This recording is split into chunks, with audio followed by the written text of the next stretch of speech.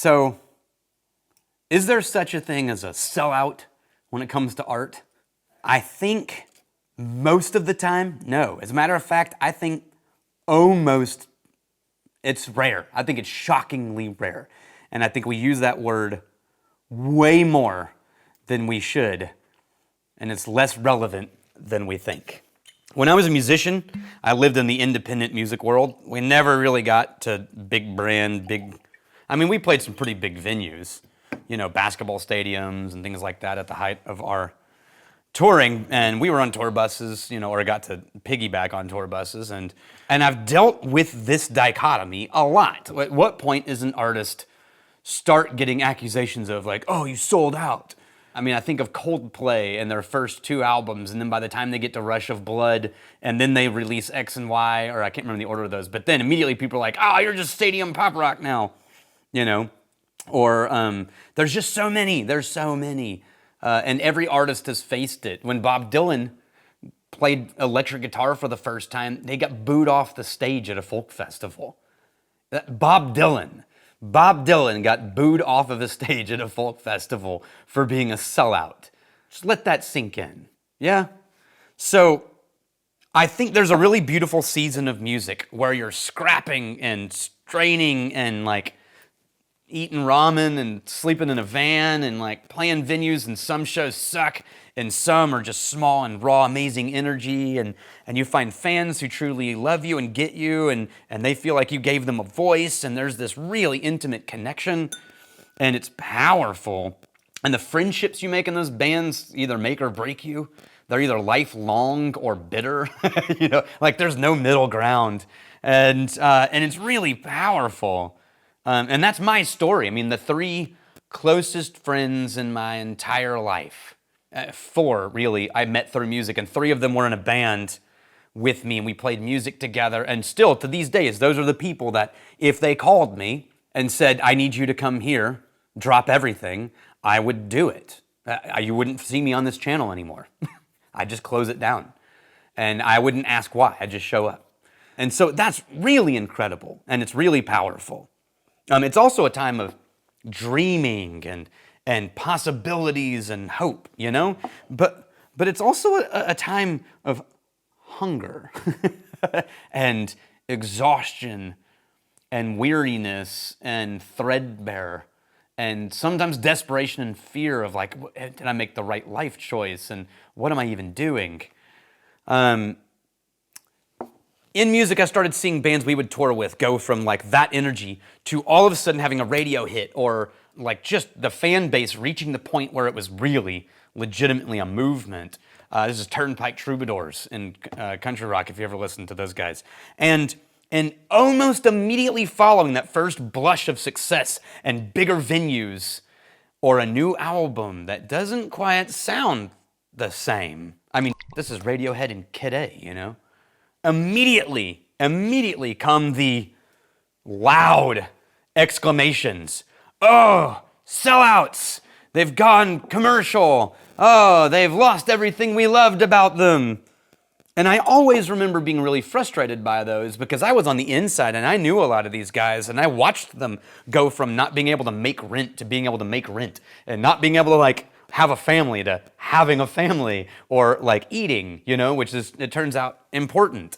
Or, having a bus instead of a van, and getting to stay in a hotel that the door actually locked and there weren't holes in the carpet, or, a functioning bathroom. And we would celebrate those. It's like, guys, oh, you've done it. And then these diehard fans would seemingly turn on them. And it always felt a little bit like a betrayal to me. And so keep in mind, I'm pretty sensitive to this topic for that reason.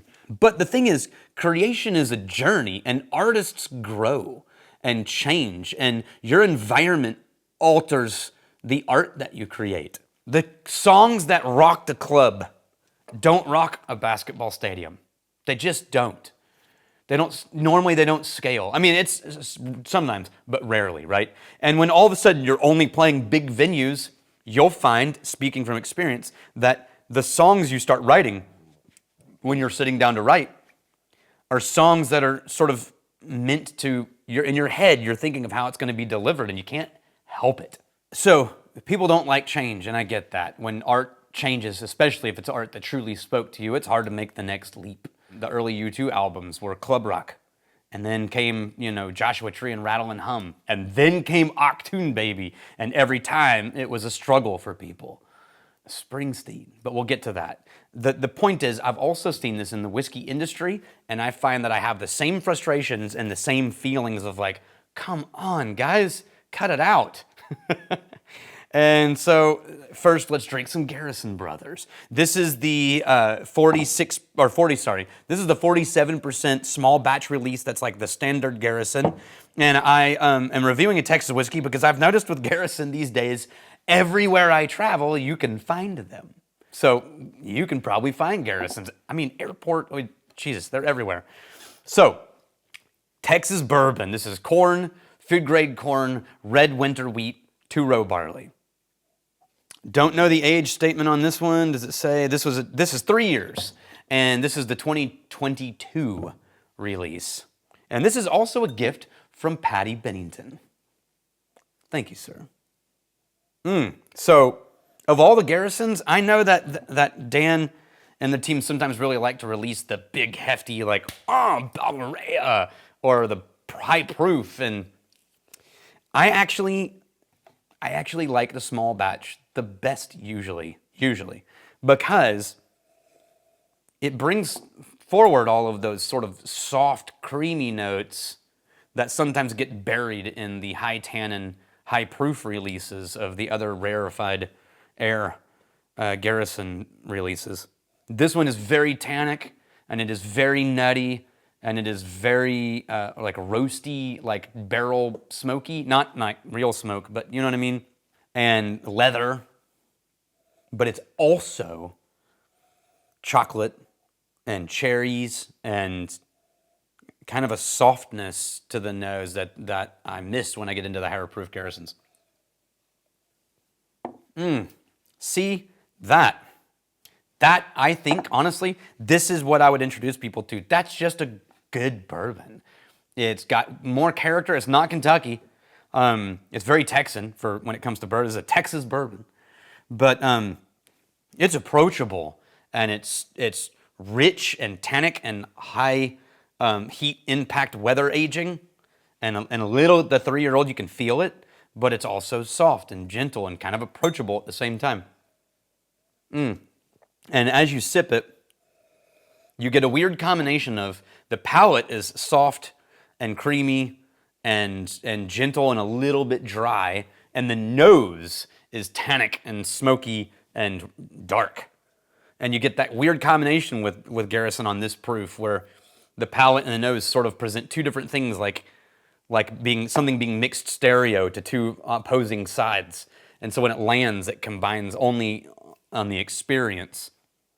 But I dig it.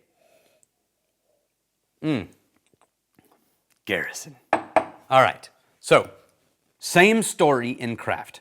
And this is why. And actually, I don't even apply this just to craft. Most people working in the whiskey industry, I think, are more artist than not. And I think in the makers, like the blenders, the distillers, and the people who start distilleries, they are less small business people and more artists than most would realize. And that's why a lot of the small guys don't make it, because you got an artist trying to figure out how to make money.